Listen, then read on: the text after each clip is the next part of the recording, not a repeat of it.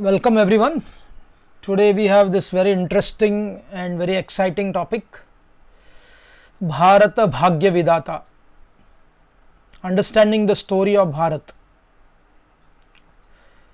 As we were discussing last time in the conclusion of our Dharma and Shraddha seminar, that how is that we have heard many times, especially those who are practicing spirituality, those who are practicing liberal life also, those who are practicing the concept of Vishwamanava, that we are people from the place where we have no border. So nationalism or nationhood is considered as very, very primitive in concept, even by the liberals, and what to speak of those who are practicing this spirituality. So therefore, it becomes very interesting to understand many great personalities, including Lord Sri Chaitanya Mahaprabhu. Why would they refer specifically saying that one was taken birth in Bharata? Bharata bhumite hoilo janma. He said one was taken birth in Bharata bhumi, they have to make their birth perfect. And at the same time, in the 11th canto, in the 10th canto, the prayers by the personified of the Vedas, they say those who consider their birthplace to be worshipable, they are as good as the cows or ass. So how do you reconcile between these two? So the next 2 days or beyond also, I can tell you that 2 days are insufficient for this subject matter. So we will continue more than 2 days. I will explain that rather than rushing, let us go very systematically, one concept, understand it and go to the next concept. Now the great Srimad-bhagavatam, Shukadeva Goswami was narrating to Parikshit Maharaj. Parikshit Maharaj is about to leave his body within 7 days. Right. And what did Parikshit Maharaj do? The first thing Parikshit Maharaj did was he gave up everything what was connected to the body, other than his own body now.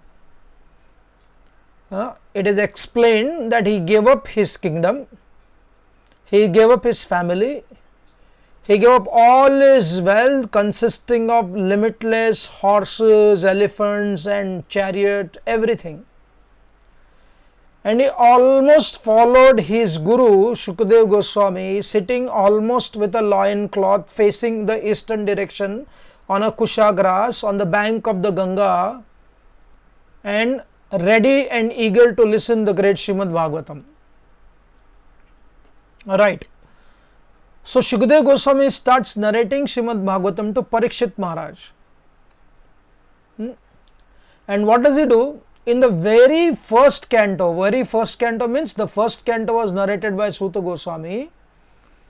In the conclusion of the first canto, Shukadeva Goswami arrives, and then the second canto is the beginning of Shukadeva Goswami's narration to Parikshit Maharaj. And what does he say? He talks about the creation, the 10 subject matter of the Bhagavatam. And what are these 10 subject matter? Atra sarga visargascha, sthanam poshanam utaya, manvantareshanu kata nirodha muktirashrayaha. Very, very interesting to understand. What is it? The creation of the universe, the sub-creation, this is the second subject matter, planetary systems, that is sthanam, sthirata. Then comes the poshanam, nourishment, utaya, activities, manvantara ishanukata. These stories of Manvantara, Ishanukata, the pastimes of Krishna and all the incarnation, Nirodha, winding up the universe, Mukti, liberation, and then ultimate Samam Bonam. These 10 subject matters were discussed by Shukadeva Goswami to Parikshit Maharaj in the entire Srimad-bhagavatam. So what is this sthanam? Prabhupada explains sthanam as sthitihi, the right situation. From life here to life in Adhyatma is the journey. From life here to life in Adhyatma is the journey. Therefore, whether you take Bhagavad Gita, whether you take Bhagavatam, whether you take Ramayana, whether you take any scripture, we require a kshetra, place. Place gives rise to sthiti, the right situation. What is it? In the Bhagavad Gita 18th chapter, we see this place of action. The place of action could be our body, and that place of action, that body is situated in a village, situated in a pura, situated in a state, in a Rashtra, in Varsha and in Khanda.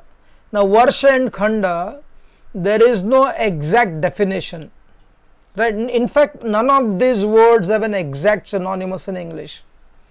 Now word grama, take for an example, the word grama means what? Grama, we may say village, but the actual definition of grama in the scripture, the word grama comes from the word go. Gava, gava.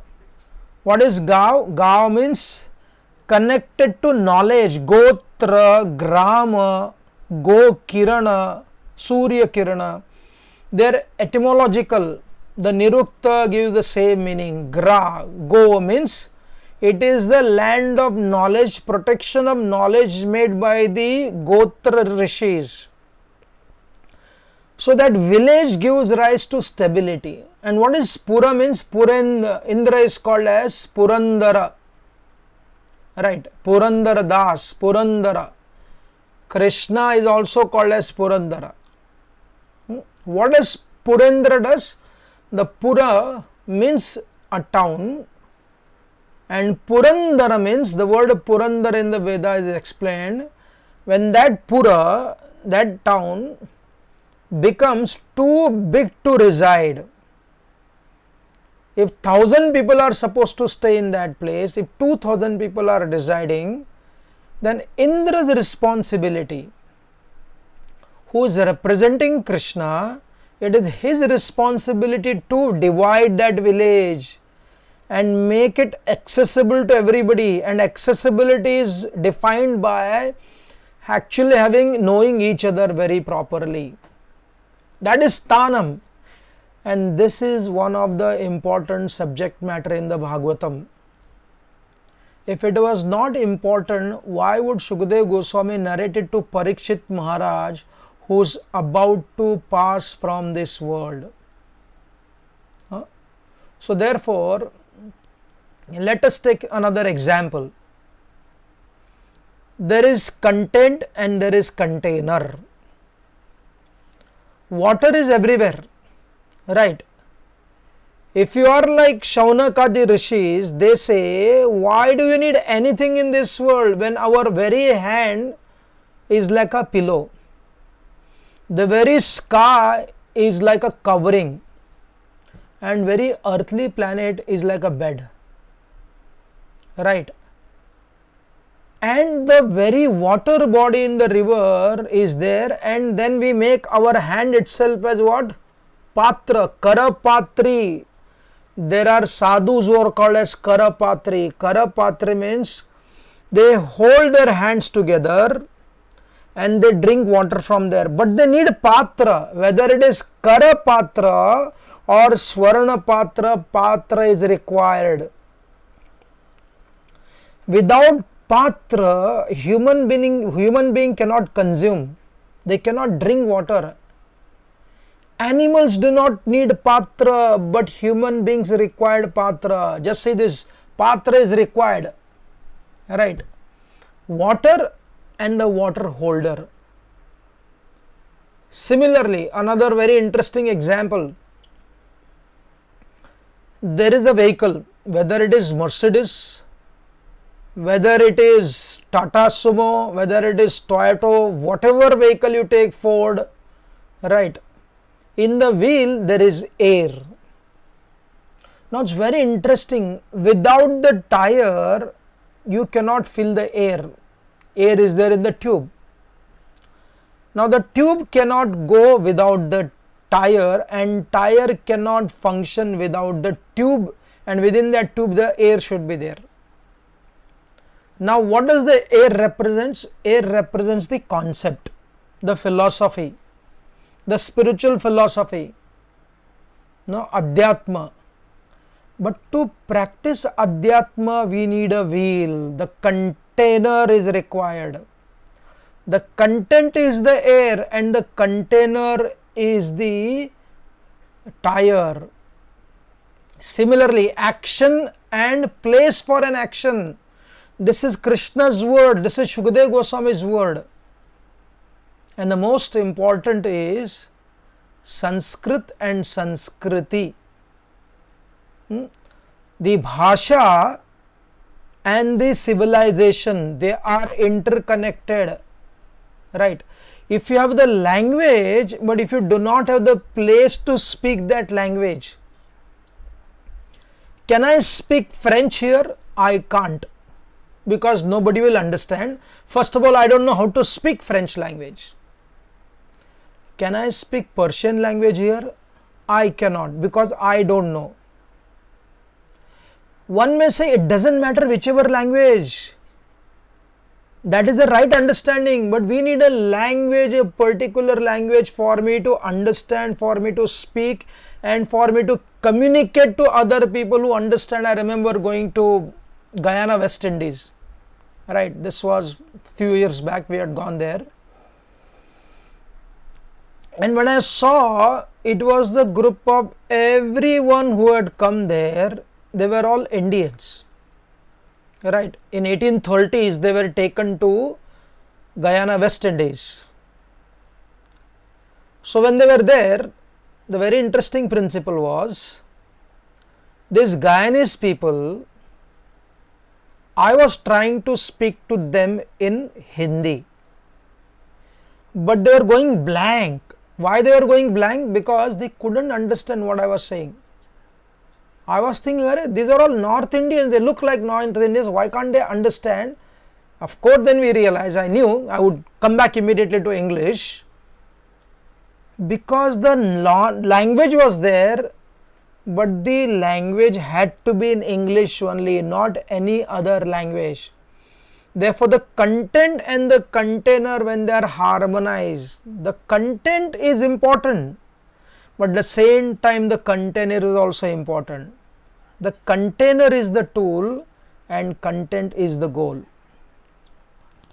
Therefore, in any of the ceremonies we perform, whether it is Antya Samskara or whether it is Viha Samskara, whether it is Janma Samskara, whatever Samskara we do, either you are in fact in Kashmir to Kanyakumari, whichever part of the India, wherever you are sitting, if this ceremony is done in the house of, from this political party or that political party, it does not matter. If you invite the priest, what does he do? Om Vishnur Vishnur Vishnuhu, Om Adya Brahmano hi Dvitiya Prararde, Sri Shweta Varaha Kalpe, Vaivaswata Manvantare, Astavimshatitame, Kaliyuge, Kalipratama Charane, Jambudvipe, Bharata Khande, Bharata Varshe. Just see that nothing, no ceremony can happen without this mantra being chanted. And every one of you have gone through this ceremony. Whether you are a Vaishnava or whether you are non-Vaishnava, you believe in God or you don't believe in God. We have seen so many people, atheistic people also, when they come for performing the final rites of their family members, what do? They are forced to at least hear this Sankalpa mantra. Right? They are supposed to hear this mantra. They cannot avoid this. Dvitiya Prarardhe. So there is a clear understanding. This is the second aspect of Brahmaji's life. He is more than 50 years old. It is a Shweta Varaha. There is a Rakta Varaha and there is Shweta Varaha. This is a Shweta Varaha. And it is the Manvantara. Which Manvantara? Sthanam we were discussing. Then it comes Manvantara Katha. It is Vaivashvata Manu. And how many yugas? It is 28th Mahayuga. In this Kali Yuga and in the first quarter of this Yuga, Jambudvipe, in the land of Bharata, Bharata Varshe, Bharata Khande, to the south of the Meru mountain, Asmin Vartamane, now in the current period, which Shasti, Samvastaranam Madhya, and then about the 60-year calendar, Nama Samvastare, Ayane, Dakshinayan, whether it is dark moon night or it is full moon.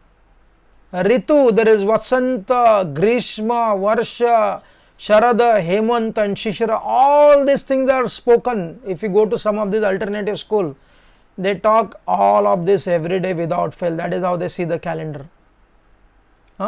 Shubhatito, Nakshatra also, they say, therefore idam dinam shubhadinam. So you can never underestimate the concept of sthana. Similarly we have a Bharata and a Bharatiyata. What is Bharata and Bharatiyata? Bharata, we will discuss this. Bharata is a place. Bharatiyata is a psychological identity.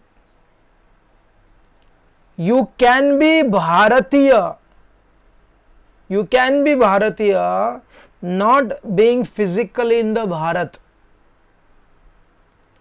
You could be Bharatiya from the citizen perspective, but if you are not connected to the culture, the psychology of Bharatiyata, then you are only citizen in the name. And we have such hundreds and thousands of people.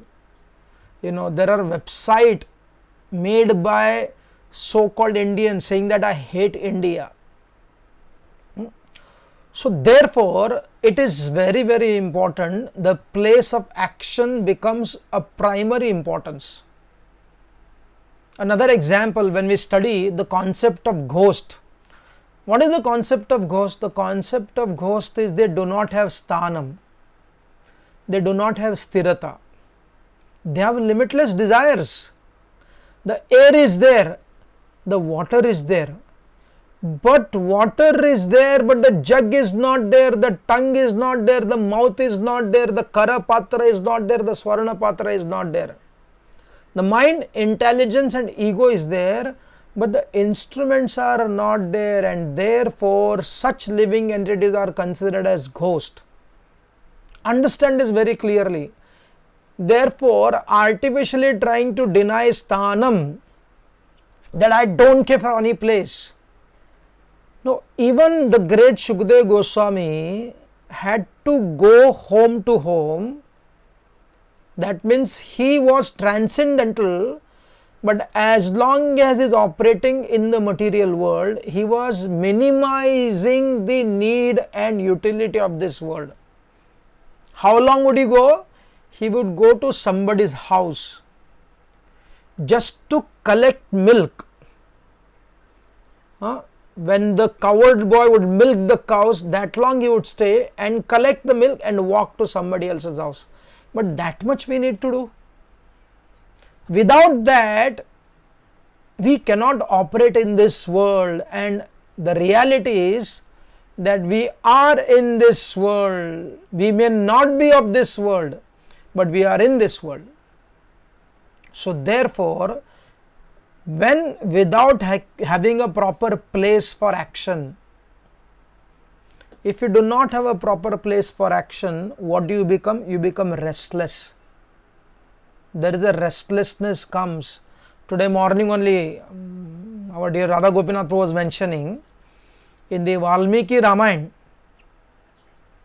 the Vaishnava, he is the brother of Ravan, cousin, Kubera. Vishravas, after Kubera performed his tapasya, he got the power, he got the facility, he got the Pushpak Viman also, but where will you land that Pushpak Viman? So he asked his father, he said, my dear Pitashri, you have given me the power and resources, but where will I use this power and resources? I need to use this. And that is the time Vishravas told him to come to Lanka. Lanka became place of action. Lord Ramachandra left Ayodhya. What happened? The place of jungle became his place of activities. Pandavas left Hastinapur, but in the forest also, one forest to another forest, third forest, fourth forest, they had to perform their activity. And eventually the most important part, when Krishna came to Hastinapur as a peacemaker, what did he tell? He could have told the Pandavas, right? That of course Pandava, this is all mundane. Why are you worrying about ruling? He could have preached to them. He could have told them, come to Dwarka, I will give you a small room, stay there. You think that will make Pandavas satisfied? That will give rise to restlessness to the Pandavas. So what did Krishna come and beg from Duryodhana? He said, at least give them 5 villages.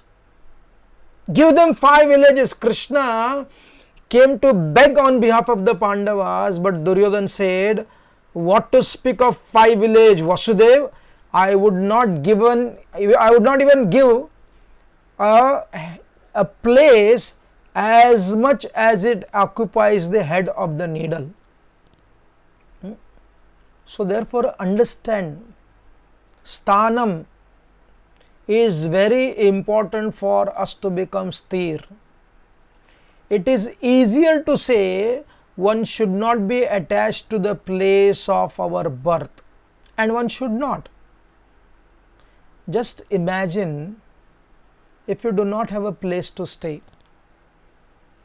Talk to those people, the immigrant workers. Talk to those people who migrated during the 1947 battle, the partition of India. Talk to those Punjabis who lost their place of action.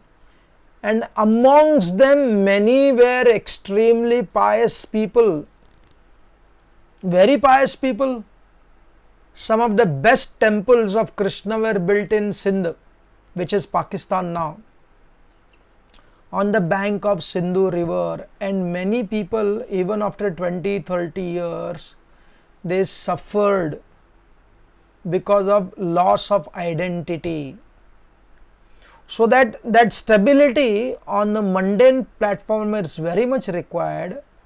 Only from that sthirata, stability, one can actually practice spirituality. Unless you are Shukadev Goswami, unless you are Madhendra Puri, unless you are a great Babajis, even those who are staying in Radha Kund, what do they have? They have a place to reside. Therefore, one cannot avoid a place to reside. To do anything, we need a platform. Sthanam gives rise to utaya or activities. When there is a place to perform our activities, what happens? Then the activity begins. The impetus for activity is the place. And that happens with the grace of God, Bhagavan. So this is the conclusion to understand how we are so much, dependent upon a place to perform. Right? Remember when many years back, somebody asked Prabhupada, why are you building temples? What did he say?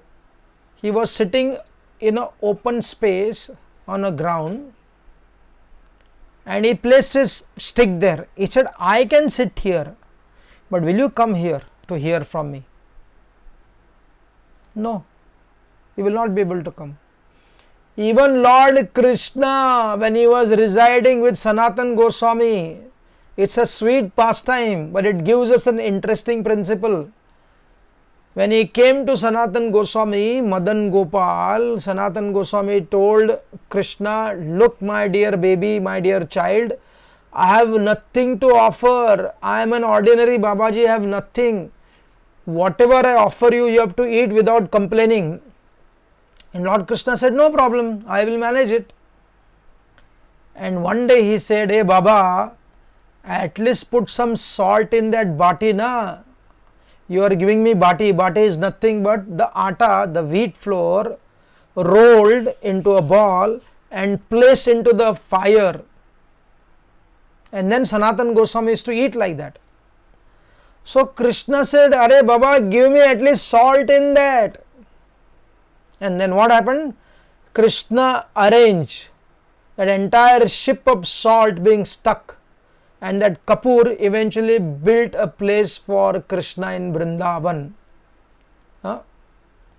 Therefore, the Bhagavatam says, from this sthana where you are residing up to Vaikuntha, up to the spiritual realm, this is all sthana.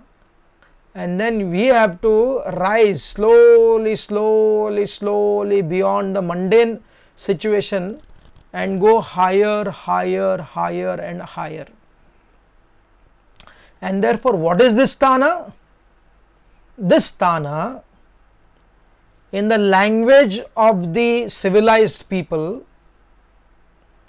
in the language of emotional people, in the language of political people, such concept is called as nation.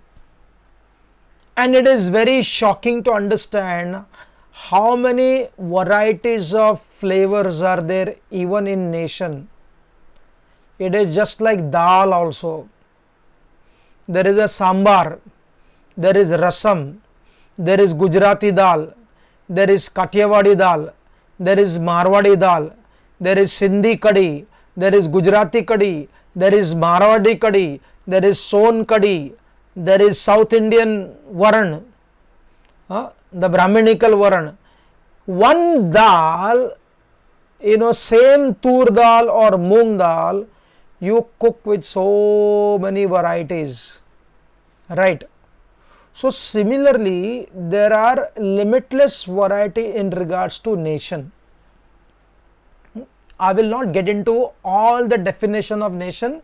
We will take few explanation, understanding of nation. Creole nationalism, ethnic nationalism, economic nationalism, religious nationalism, left-wing nationalism, territorial nationalism, integral nationalism, irredentism and pan-nationalism, anti-colonial nationalism, racial nationalism, sports nationalism, gendered and muscular nationalism.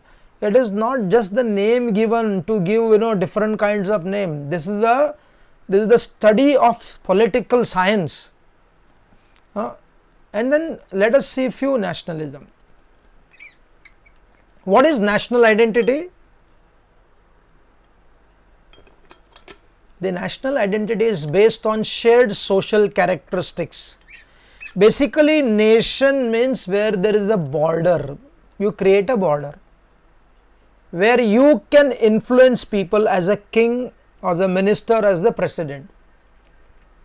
You can influence through what? Culture, ethnicity, geography, language, politics, religion, tradition, belief in shared singular history and promote national unity or solidarity. That is the national identity. And what is nationalism? Nationalism is nothing but one try to preserve and foster national tradition and culture. And cultural revivals have been associated with nationalistic movement. Even the communist China, very interesting, the communist China is very nationalistic. It invests billions of dollars to promote Mandarin language. Please study. the communism of China is extremely nationalistic, and on the other hand, the left history of India is extremely amusing and scary also. When India was getting independence, some of the communist leaders went to Russia. It's a true story, please study. They went to Russia asking them to come and rule since the Britishers are leaving. Just see, the same left ideology, but one left ideology, whether it is North Korean, Russian, North Korean communism or Chinese communism, is extremely nationalistic. But the Indian communism is not like that. There, see, so much of differences are there. So let us study the study of Russian nationalism. We are not talking about the Marx and Lenin regime. Originally, before 1815, it was focused on loyal obedience to the Tsar. But eventually, it broke away, right? But it was connected to what? Three things: ideology, autocracy, and national spirit. Orthodox Christianity and protection of the Russian Orthodox Church. That is one understanding. Unconditional loyalty to the house of Romanov in return for paternalist protection of all social estates. The state was controlling, and recognition of the state founding role in Russian nationalism. So what are the values of Russian nationalism? Person-centric loyalty to the Tsar. Even though it was a communist rule eventually, but there was a person, right? They ruled. Stalin was so powerful. He killed more people than Hitler.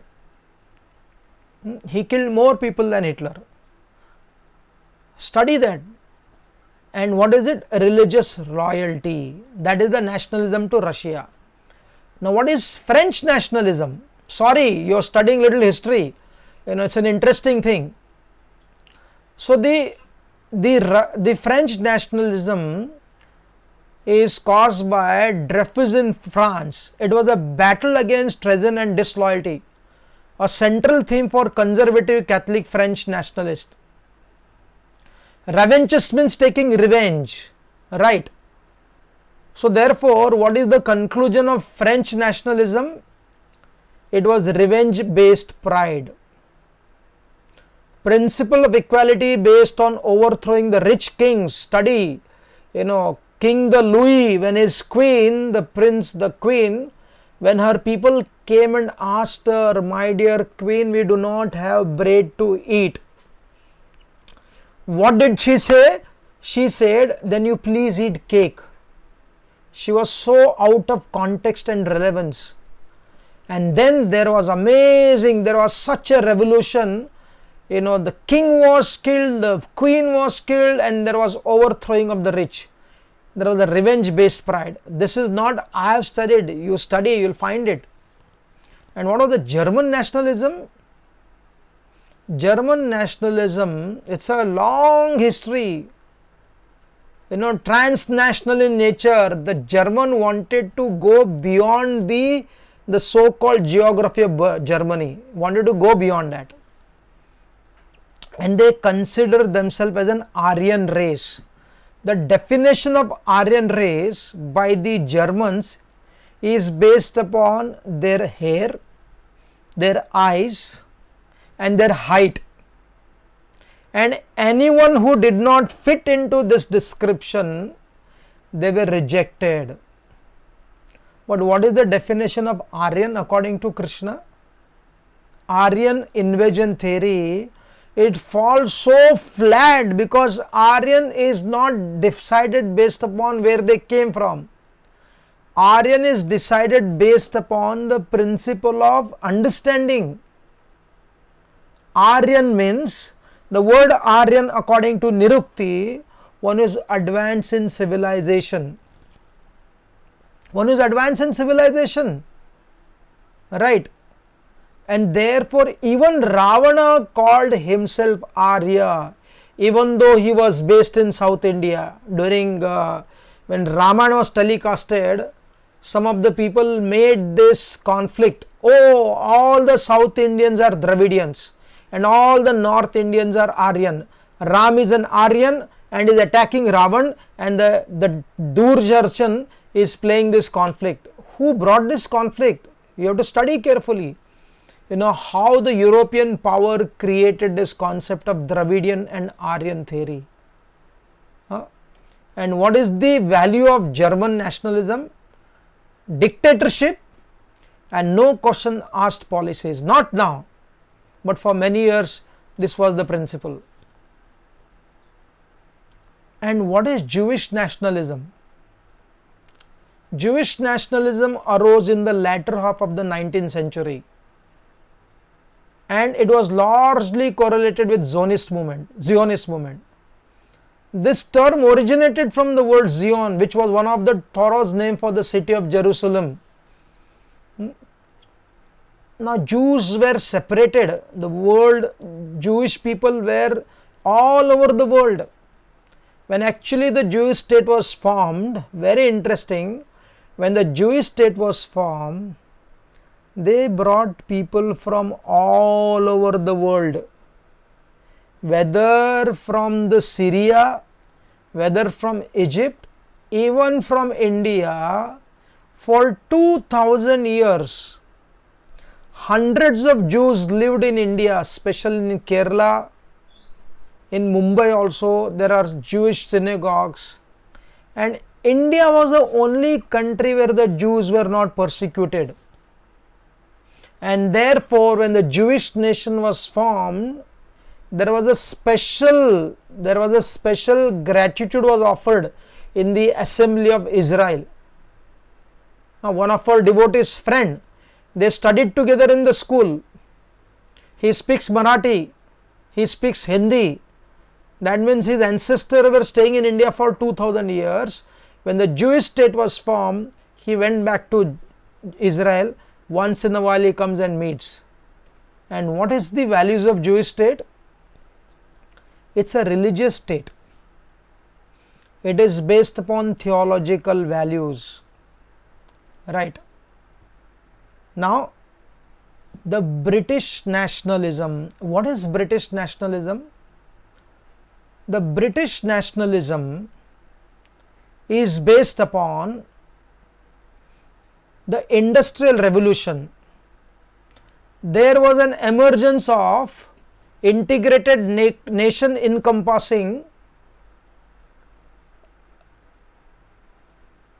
in the public sphere, in the economy, where the British people began to identify with the country at large rather than the smaller units of their province. Very interesting to understand. They started identifying themselves with the country rather than the county, town and family. What was their value system? Their value system was based on these two principles. Proselytize Christianity through colonization. Unity based on country, not common regions. Simple example, we have discussed this past also. Now let us take the concept of Pakistan. Right. Now Pakistan is a artificial identity, and to give the identity of Pakistan, if you study a little carefully, to give an identity of Pakistan, you are consciously supposed to avoid your identity of being Sindhi, your identity of being Baluchi, your identity of being Punjabi. They forced an outside language called as Urdu in Pakistan. You are a Pakistani, which is not a real identity, it's a made up identity, but you cannot identify yourself as Sindh, as Pathan. You know, there is a army force upon them. Right. So therefore, in the 1857 mutiny, we'll come to that in the tomorrow's this thing. But when the 1857, the first freedom fight, when it happened, the freedom fighters lost the battle. But there was an interesting transformation. If you study carefully, the British Empire basically took control from East India Company. And East India Company, very interestingly, was working with lot of this Christian organization, and their goal was very clear, to make it as a Christendom. Just like there is a kingdom, they wanted to make it as a Christendom. And for your information, the British government made it very clear, that we will not be interfering into people's faith centric activities. Whatever faith Hindus are following, we will not interfere. Of course, they did not interfere into faith of the Hindus, but what they did was, through their education system, through their superiority concept, they slowly started making Indians feel inferiority about their language, about their dress, about their culture. They did not convert them officially, but they converted their spirit. It was a shrewd tactic played by the British. And therefore, it is very interesting to understand, what does Britain represent? It represents unity based on country, not common regions. And therefore, sometime our own people, there was a stupid film actor recently, he said, the concept of nation did not exist before the Britishers came to India. It is the gift of the Britishers. They were responsible for uniting the fragmented 550 municipalities. Almost they call it municipalities. They do not call as, we will discuss that when we come to India, when we study Rashtra. Right? They consider it like that. It is so strange. No? But here, when we study what is Rashtra. Now, what is Rashtra according to our this thing? The Rashtra is basically means a place that must be named after any of its peculiar features. Now, this is from the Vedas. Rashtra is the oldest, right from the Rig Veda, and used for biggest unit. It is equivalent to Janapada. Rashtra is the oldest and biggest territorial term. You can study it. So now let us understand how India is defined presently.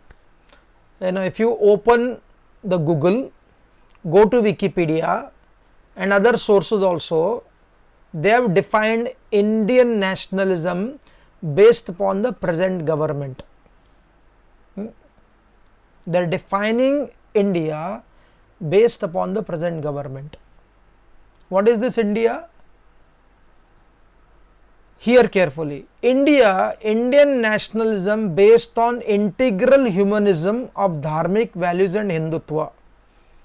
Right. This is how they define. What is it? Indian nationalism based on integral humanism of Dharmic values and hindutva. Gained ground due to the rise of the Rashtriya Swayamsevak Sangh and its sister organization of Sangha Parivar. Dharmic values as a guiding principle of the country. Dharmic secularism as opposed to the westernized secularism stand India's left and communist had taken. Dharmic secularism includes minorities, most of whose ancestors were forcibly converted into other religions during foreign invasions and religious persecution. That is their definition. Therefore, the movement encourages cultural rediscovery, revival of the roots of Indian civilization and its values. Okay. So, when we study this, it's a very interesting principle.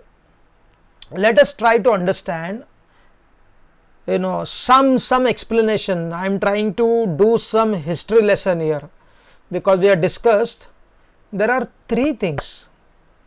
One is political alertness. One is a political alertness, second is social sensitivity, and third is spiritual absorption.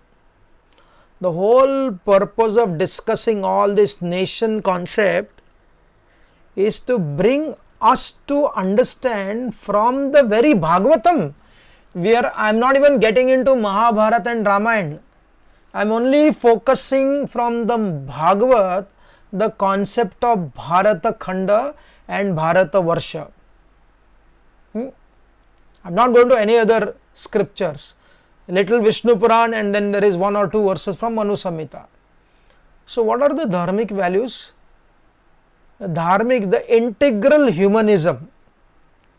Now there are many people who consider today only there is a concept of asking the US, America, to declare Rashtriya Sangh as a terrorist organization. Now people are asked to sign a petition. Some people, those who are left liberal and appeasement politicians, they are playing this card that you should define the Rashtriya Swayamsevak as a terrorist organization. And if you study carefully, today at this stage, all over India, and Prabhupada writes about when there was a Bengal partition was happening, Achyutanand Prabhu writes in his book, we carefully study that how the Sangha people worked very hard to provide social stability to people. Now what is hindutva? Now the Supreme Court of India has concluded. It is a matter of common knowledge that Hinduism embraces within self so many diverse forms. Sometimes it creates a khichdi, as Prabhupada mentioned, right? Without understanding the diversity properly, it can create a confusion that limitation is there. But let us understand properly what is Sanatan Dharma and how the word Hindu came, that we will discuss tomorrow. Now the Supreme Court has concluded, please understand this.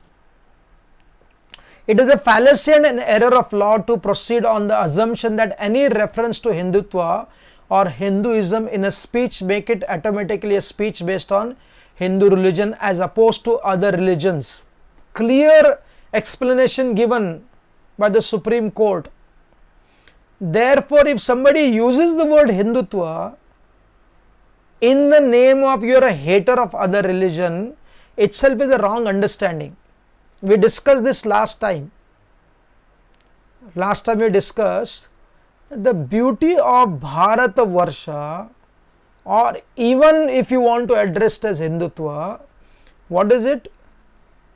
It does not persecute you because you belong to some other religion. It does not persecute you because you believe in atheism. It does not persecute you because you believe in your own lifestyle, which could be morally corrupt. But as long as you are living your own private life, you are not bothering others, it was not condemned. Nowhere in the Sanatan Dharma scripture, if somebody is a homosexual, if somebody is a gay, there was no such thing as they were publicly punished. There was no such verses are used in the scripture.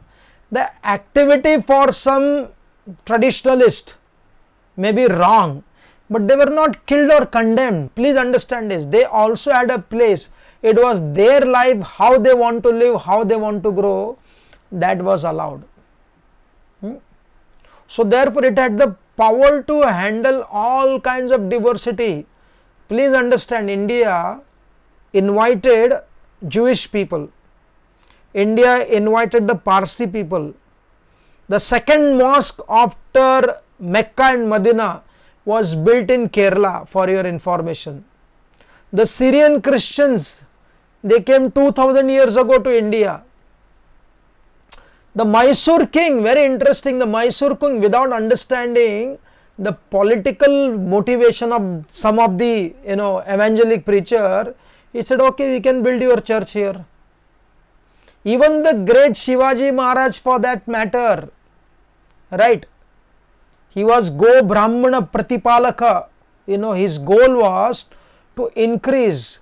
But the difference is, the Hindu kings, they never focused on building their kingdom based upon a particular faith, forcing everybody to accept that faith. They practiced it very strongly. They protected the faith. They stopped the atrocities of outsiders. But they never got involved into people's life, forcing them, you have to worship my deity only. Not everybody who worshipped Shivaji Maharaj worshipped Bhavani Devi, but not everybody worshipped Bhavani, because they had their own Devi. Shivaji Maharaj had his guru in Ramdas Swami and Tukaram Maharaj. For the sake of his kingdom, he worshipped Bhavani, but for the sake of his inner development, he was a Vaishnava only. So therefore, understanding it's very important. I meet a lot of people, oh, you are from, if they talk to RSS people, they feel, oh, these are extremist people. Right.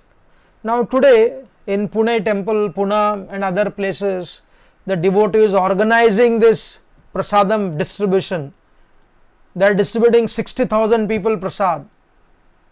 He was saying, Prabhuji, we are cooking in our kitchen.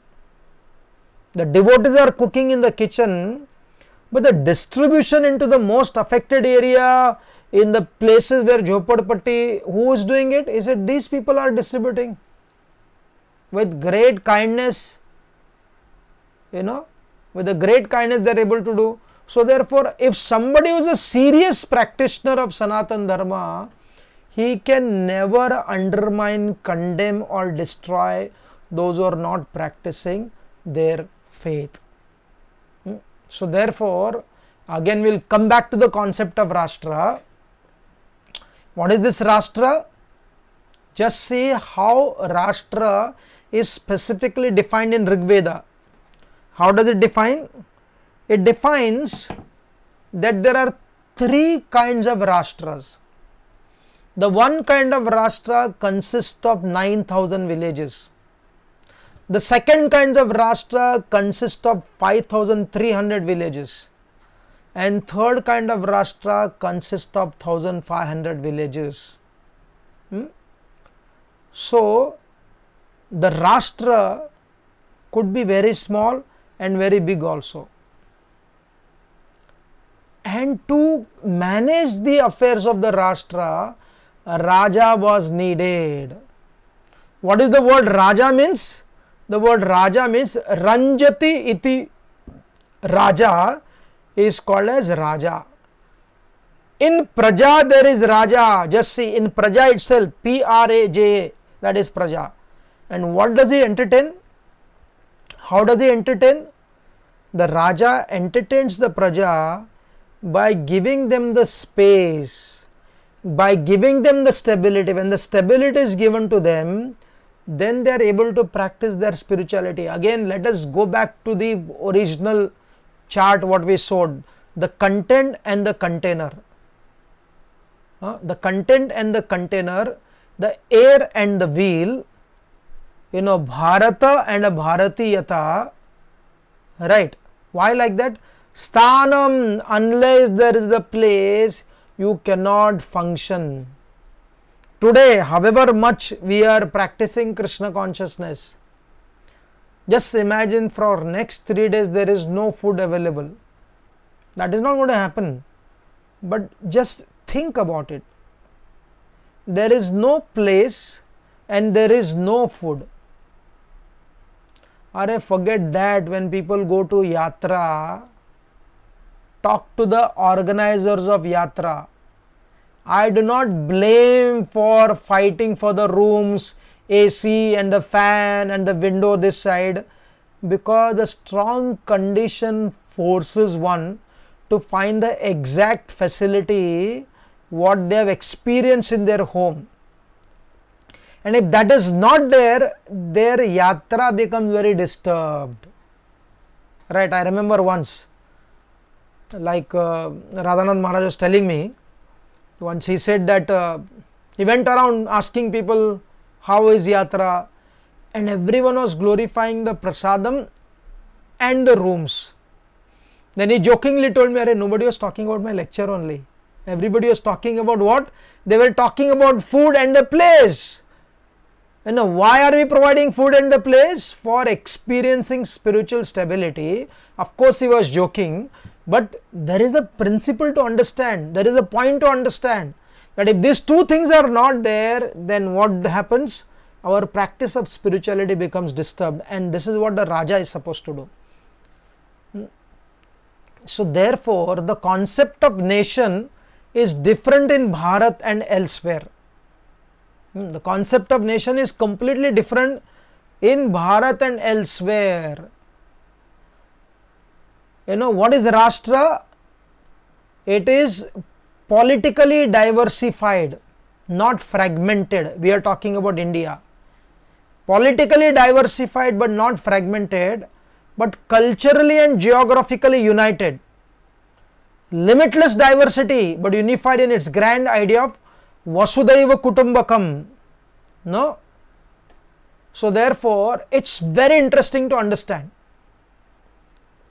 When you study the Ithihas, just study the 1000-year history, one of the things what people talk, because India was so divided, therefore the Britishers conquered and the invaders from the Malaysia Desha they conquered, and politically they ruined India. Right?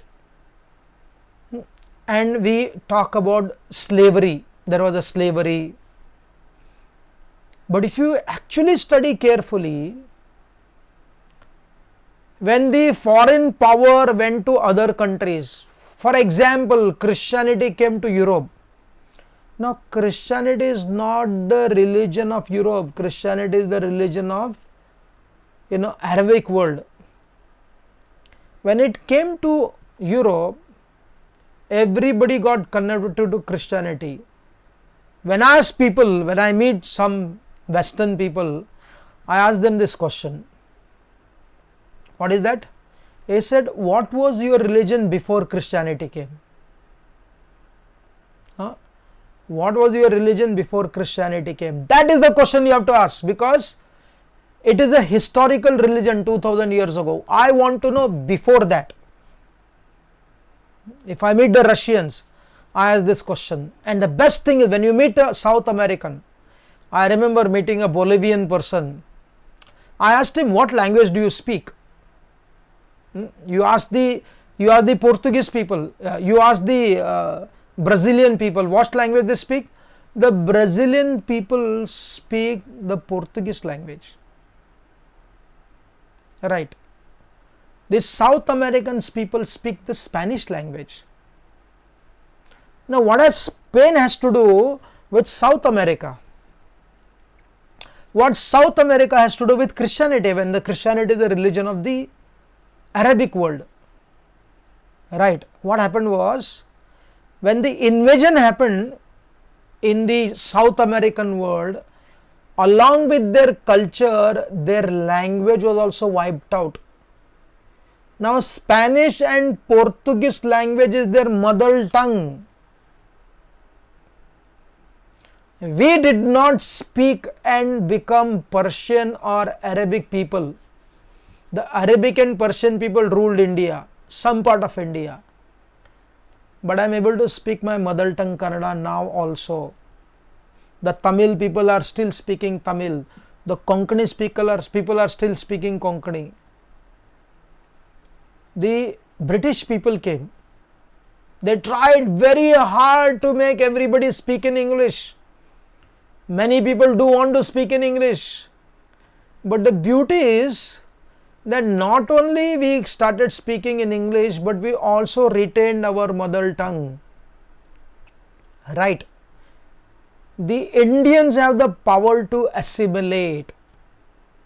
If English becomes your one of the language along with your mother tongue, you grow like anything. But English becomes only your language at the cost of your mother tongue. Study the psychology. Understand the sociological implication on this. So therefore, if you want to understand the Rashtra, India was not divided, it was diversified. Chanakya in his Arthashastra, in the Mahabharata, Krishna to Yudhishthira Maharaj, Lord Ramachandra in our Ramayana, they repeatedly bring this concept very clearly. India or Bharat never had a centralized rule.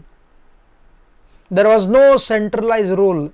There was centralized culture was there. We were culturally united but politically diversified. There was Vijayanagar kingdom and there was the kingdom of Prataprudra. Within South India there was the Mysore king also, and Mysore kings ruled independent of the Vijayanagar, even though their inspiration and their power came from Vijayanagar. Study the Maratha Federation also. The center point was Peshwas, but the Gaikwads, the Sindhiyas, the Holkars and the Bhoslas from Nagpur, they ruled on their own. Whenever there was a need, they would come together. Right? There was unity and diversity.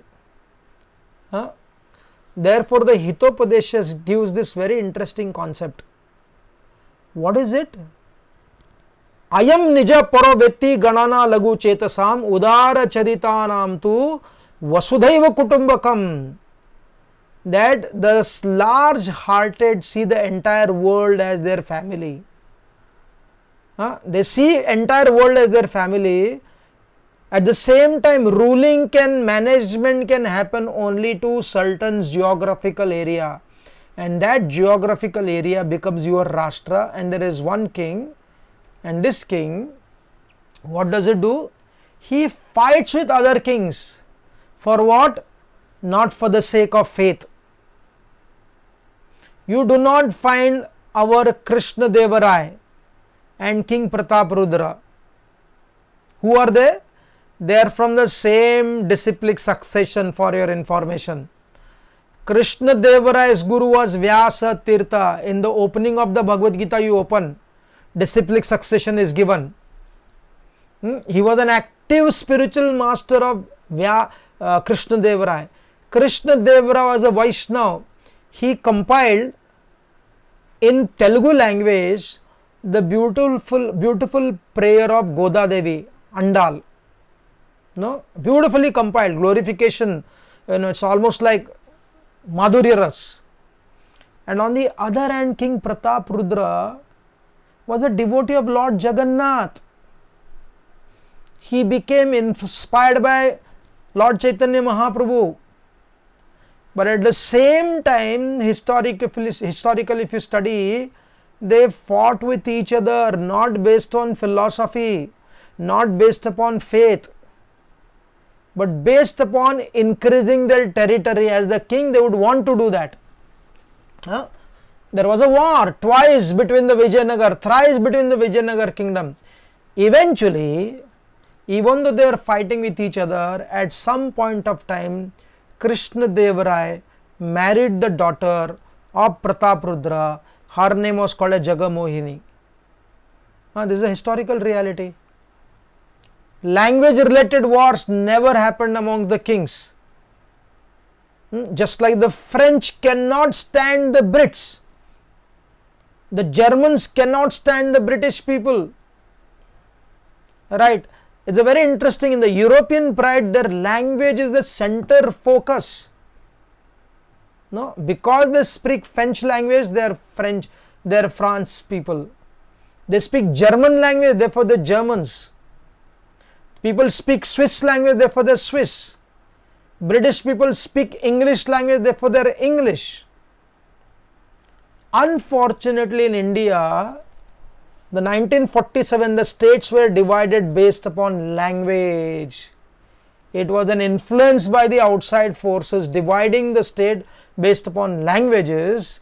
But if you study carefully, the states, the Rashtras were not divided based upon languages.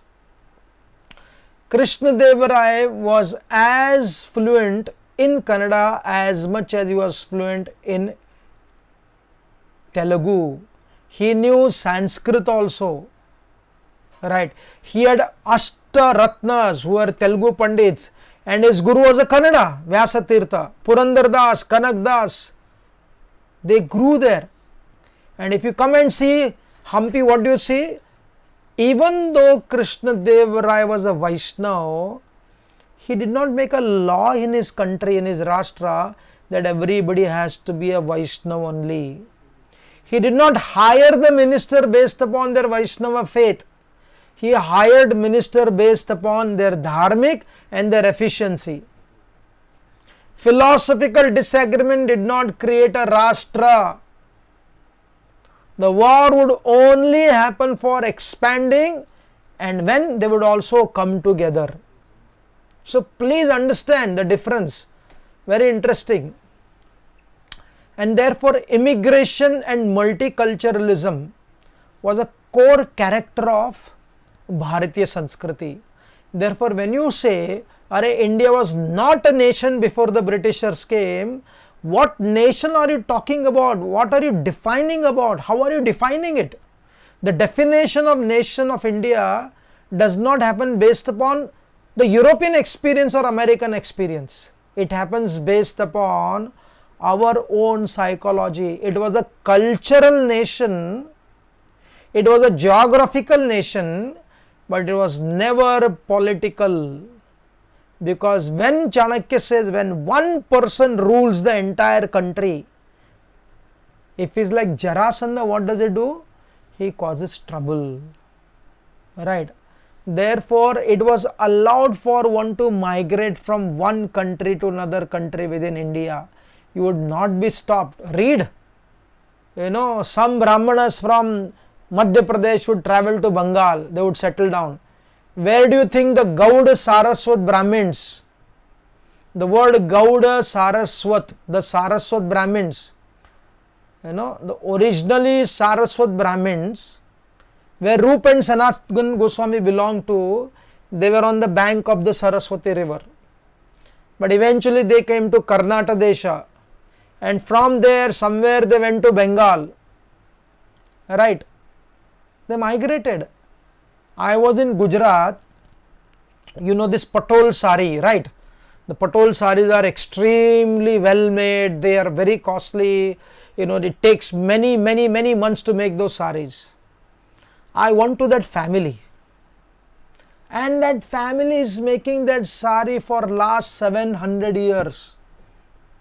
For last 700 years. Where do they belong from originally? They originally belong to Maharashtra. If you talk to the Patels of Gujarat, ask them where do they belong originally. They have another story, they've migrated from Rajasthan. If you talk to the Lohanas, Loha means they are originally Kshatriyas. Where do they came from? They came from the present Pakistan area. So moving back and forth was quite normal. Nobody stopped them. If the Parsis from Persia can come and settle, you think there was a stoppage of people moving from one place to another place? Not at all. So therefore, if you go to Nepal now, the pujaris of Nepal, recently one of our dear friend went to Nepal, and the head pujari took him to his house, and the family member was speaking in Kannada language. Where is Nepal and where is Karnataka? If you go to Badrinath and Kedarnath, where are the pujaris from? They are from Kerala.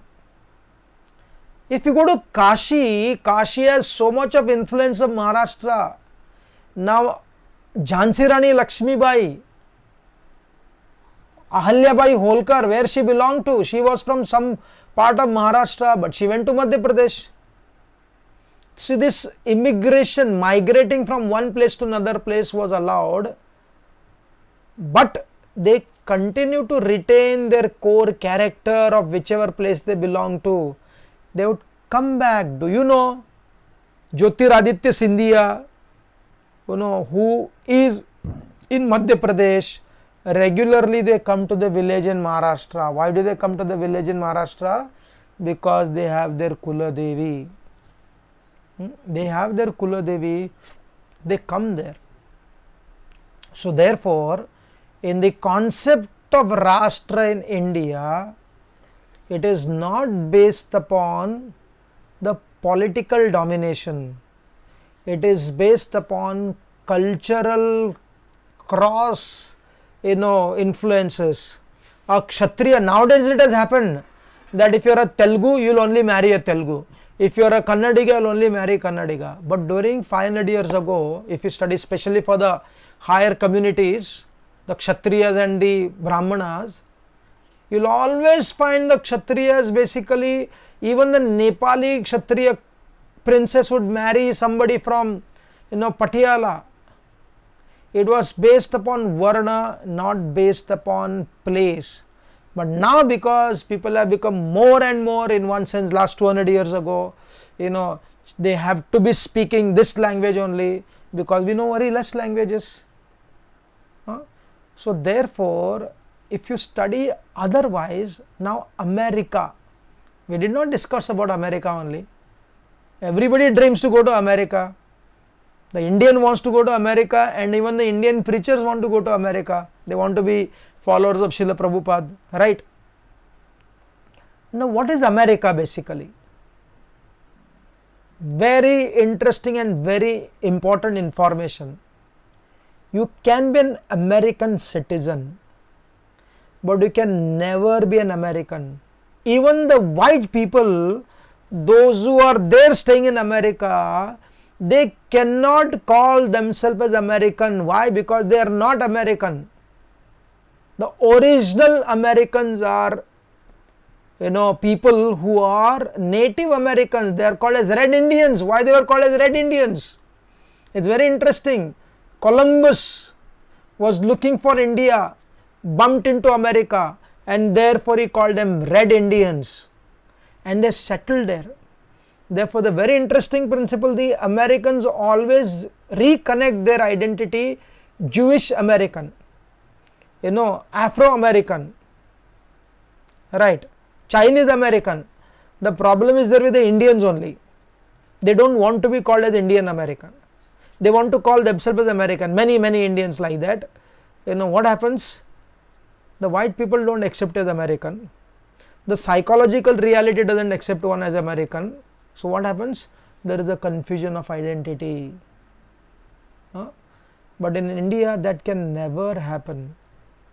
So you can be American citizen. You can have pride for American system, where there is an opportunity for everybody to grow. That's a great thing.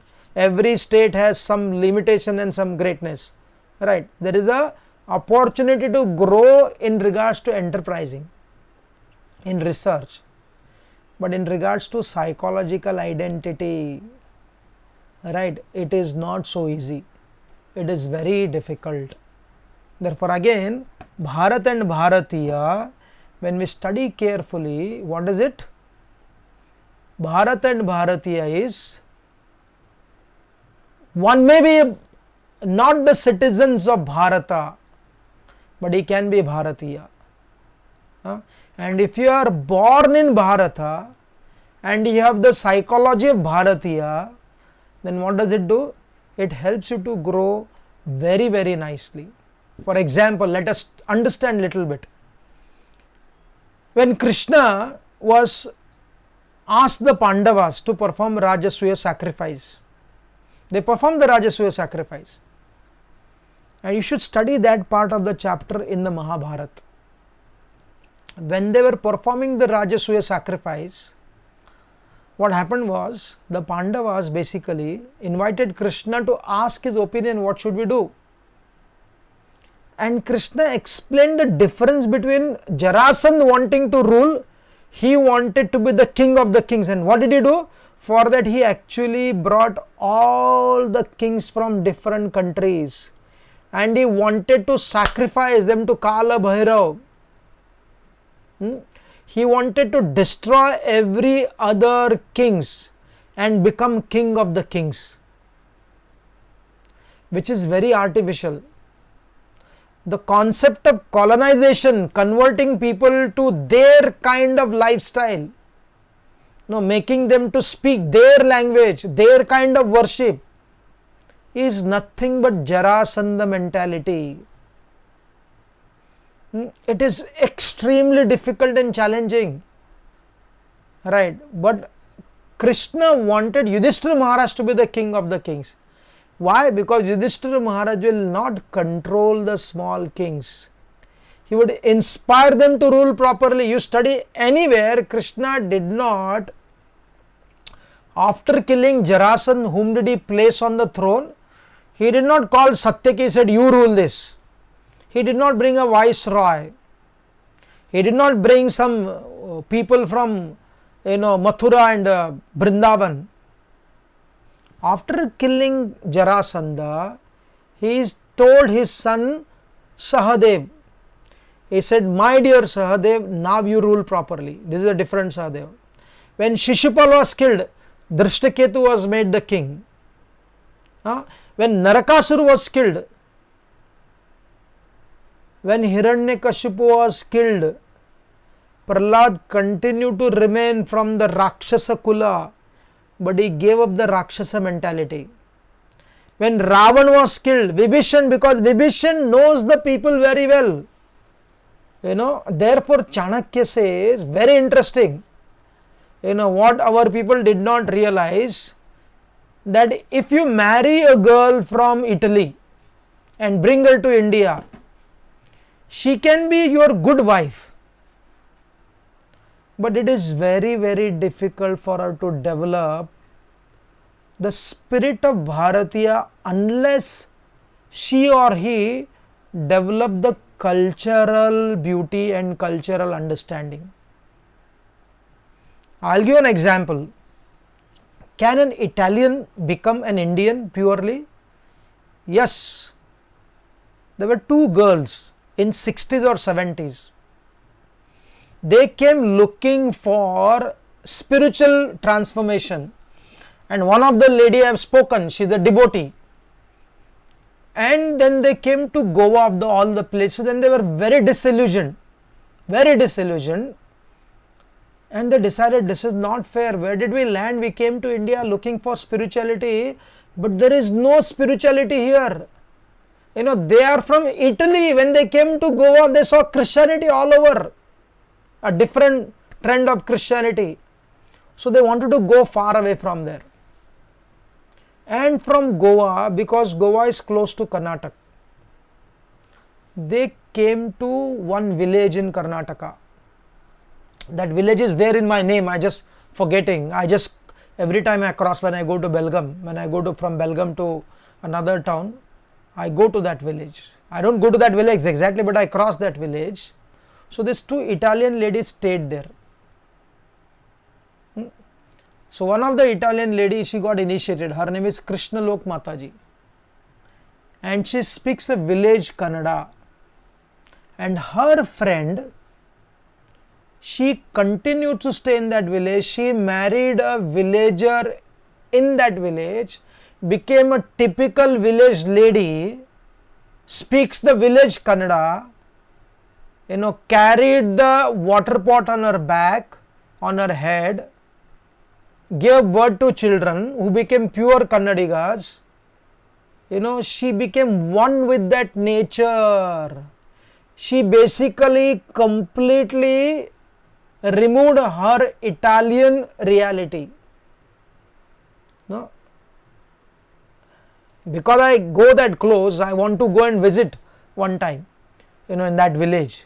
So just see, there are such stories also.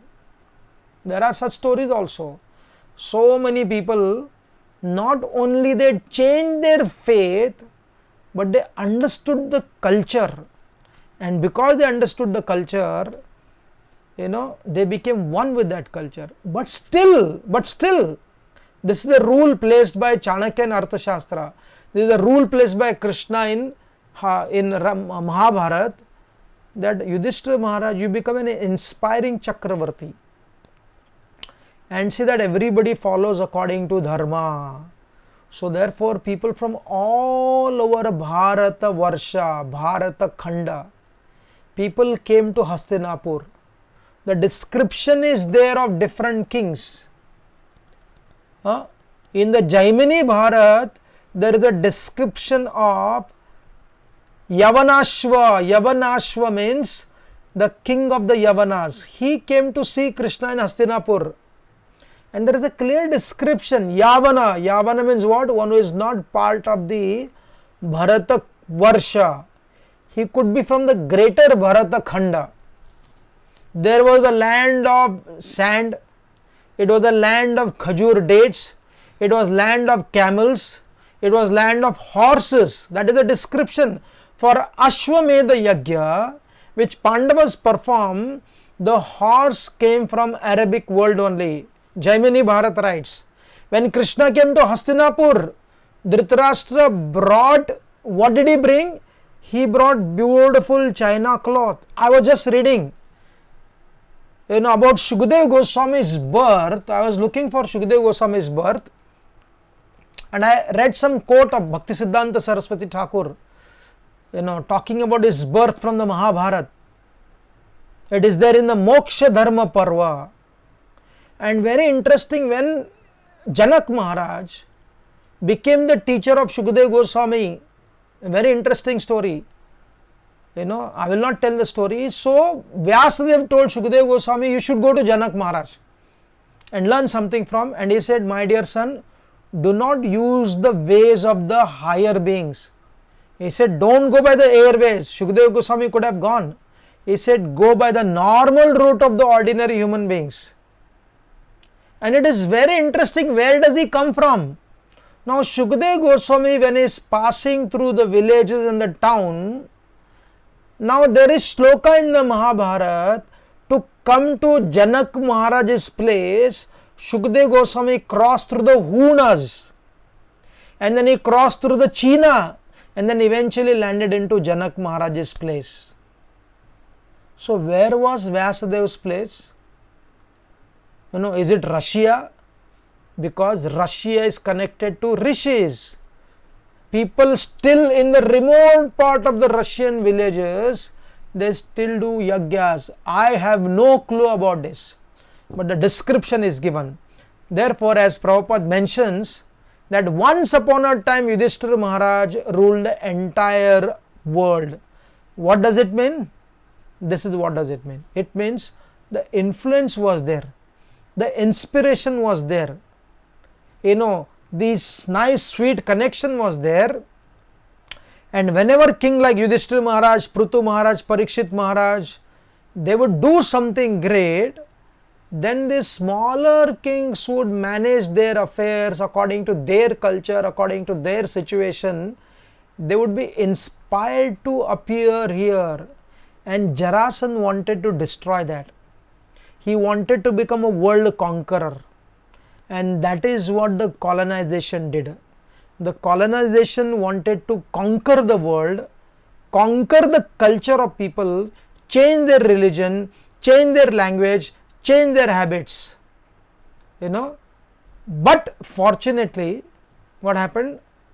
That India's thought process, the Rishi Parampara, did not allow them to convert completely.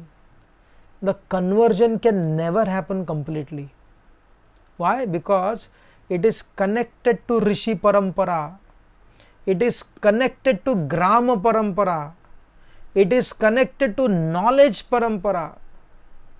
And therefore, as it appears that it get destroys and people will start speaking some other language, they'll start behaving differently.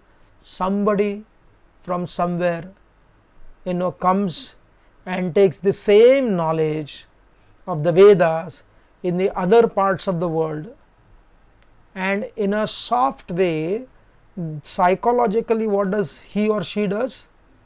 They give them the knowledge of Vedic philosophy. Whether it is Srila Prabhupada coming to America, or other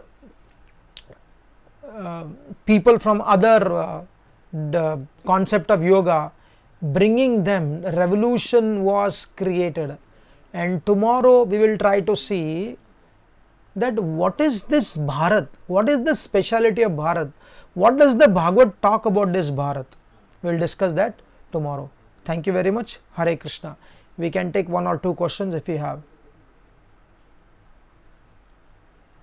Any questions?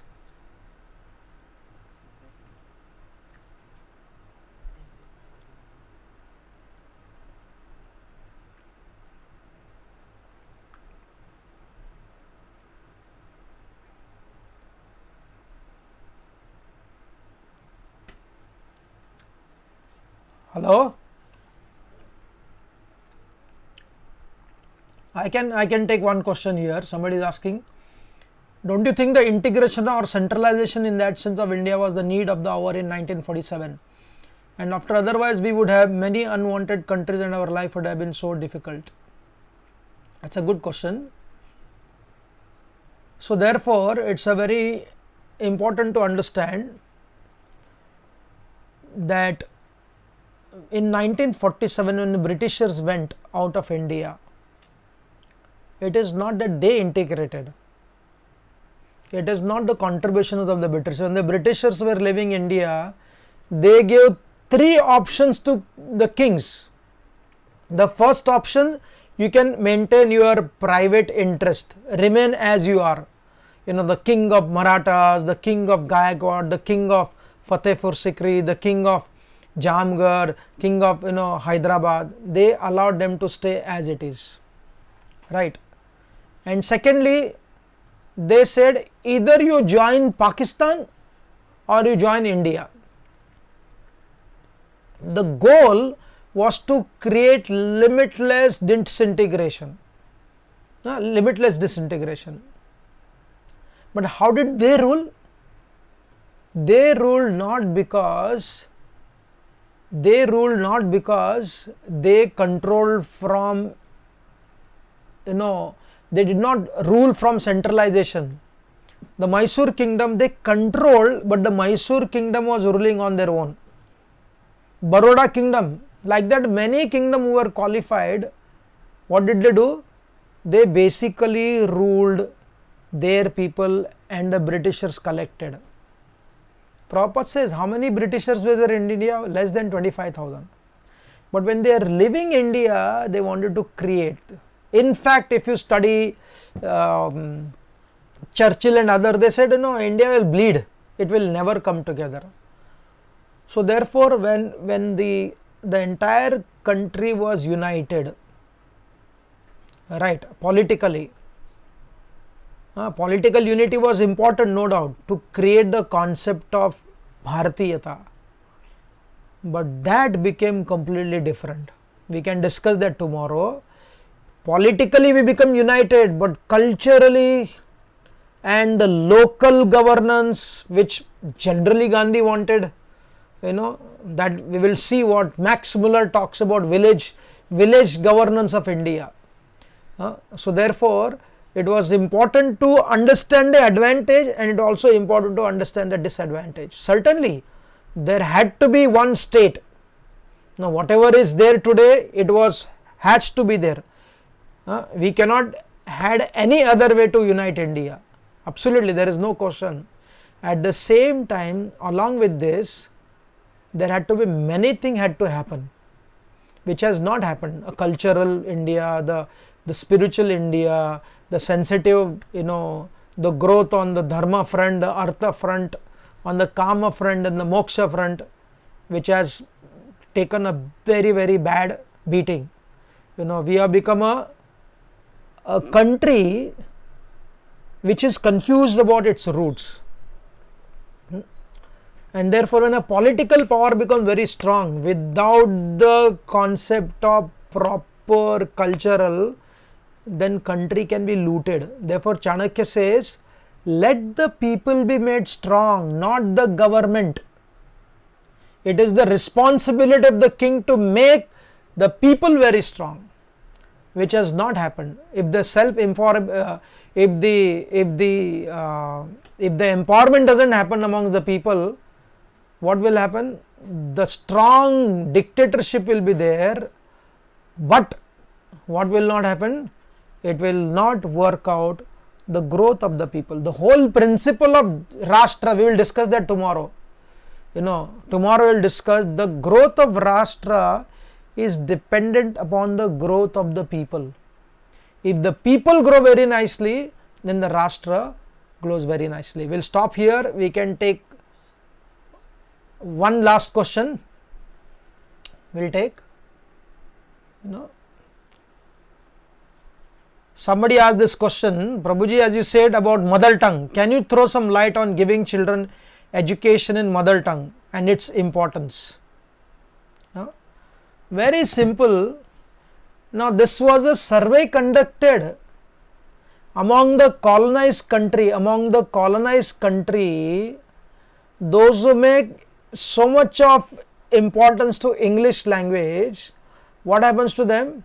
There is a psychological feeling of limitations and feeling of inferiority complex. Now if you study South Korea, if you study Japan, if you study Germany, if you study France, if you study now Jewish state also, they speak Hebrew language. They speak Hebrew language. It is only India, Pakistan and some of the colonized countries, they have the madness of wanting to study from very childhood in English only. Right. But in the 1947, the education department did a very good thing. He said most of the government school, what they did was from 1st to 5th, your mother tongue. 5th standard they would introduce English. 6th standard they would introduce Hindi. Right. Then what happened? Because of this understanding, most of us who came from a regional background, and I would say more than 70% of those people, their foundation was very strong. I myself never spoke in English till the age of 20. I knew how to write, I knew how to read, because I started learning in the 5th standard. There was no gaga over English, it's a language, that's all. When you allow English to dominate your consciousness, the culture also dominates and the inferiority complex develops. And therefore it is explained, one great educationalist, he said, recently passed away, he said there are only 3 languages in the world. Only 3 languages. What is it? He said the first is music, second is art and third is mother tongue. If your foundation is very strong, then you can learn any other language. I have a very good friend, he was mentioning he had to go to Russia on behalf of the Indian state. He's in the defense sector. And how long it took him to study Russian language? Because there are so many words in Russian language which are so close to Sanskrit. Right. So like any Indian, if he is not fanatical about his mother tongue, he should be loving his mother tongue but should not be fanatical. Politically this has caused lot of damage. Like the Tamil people, they don't want to speak any other language other than Tamil. Not all Tamil, some of the Tamil. Right, and it becomes very difficult for them when they travel outside Tamil Nadu. I grew up in a border town where some of the Maharashtrians are very adamant not to speak Kannada. But those who spoke Kannada, they got benefited. I am a Kannadiga, but I love Marathi.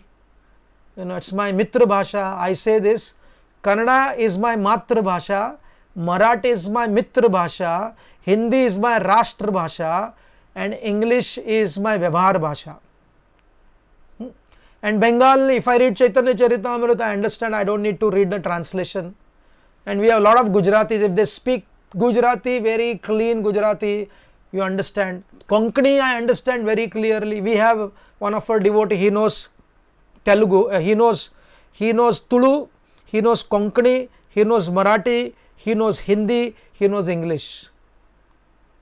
We have Braj Bihari Prabhu, he knows Tulu, he knows Kannada, he knows Hindi, he knows English, and he understands Marathi. We have Radha Gopinath Prabhu, he knows Bengali, he knows Odia, he knows Tamil, he knows Kannada, he knows Hindi, he knows English. You know, we have Bhakti Rasamrit Maharaj, he knows Bengali, he knows Konkani, he knows Marathi, now he knows Kannada also, he knows Hindi and he knows English. Do you find anybody in India knowing less than 3 languages in those times? Now unfortunately the parents have this madness of teaching English. So then what happens? They don't speak up the English properly, they don't have their mother tongue properly, they don't know anything properly, and therefore they become a confused lot. And therefore they call themselves as what? I'm an earthly being. For a social and for your development, proper development. I know some devotees in America and Canada, they know Telugu, they know Hindi, they know English. Somebody knows Gujarati, Hindi, English. So therefore, learning many languages happens when you learn your mother tongue properly, because learning mother tongue does not require an artificial imposition. You just naturally learn it.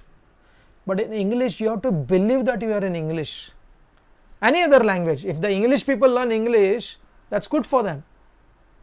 And if Indian, this is the beauty of human psychology in India, you can pick up many more languages. We'll stop here. Thank you very much for your kind attention. We'll come back again tomorrow and discuss more interesting topics about India. Thank you very much. Like, share, subscribe.